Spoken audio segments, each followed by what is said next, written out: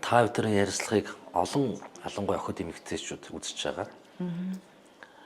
Ялангуяа одоо бидний аав ээж ч гэсэн одоо ярьдаг байсан. Тосоо гартал тэврэлдээ, цусаа гартал зодолтоод. Энэ үг одоо бүр зарим гэр бүлүүд бас байгаа юм шиг. Энэ нь юу вэ гэхээр тухайн эхнэр нөхөртөө ямар ч үед одоо бас хайрлах, инхрийлэх юм бол хүссэн цагтаа хийн. Тухайн хүний орон зайг одоо хаажна гэсэн үг байхгүй. Зөвхөн чи миний хажууд нөхөр байх хэвээр. За эсрэгээр нөхөр болохоор эхнэрээ дуртай үедээ зоддог. Өөрийн хувийн орон зай, өөрх нь эрх мэдэл илүү тэр гэр бүлд дамгаалж идэг.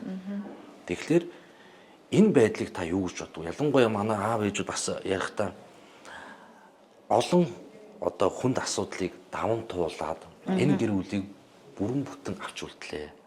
Ялангуяа аав чинь агсас октод тавьдаг, ээж чинь зөндөө хуурсан, ийм зөндөл байлаа. Тэгэл та хэд ч гэсэн хоолтой хоол өсгөл өнөөдөр амьдрал чинь салгуулаа гэж.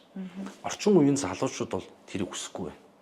Хүчрхийлэг үзэхгүй байна. Ямар нэгэн одоо дарамт шахалтыг үзэхгүй байна. Тэгэхээр энэ байдлыг та юу гэж боддог вэ?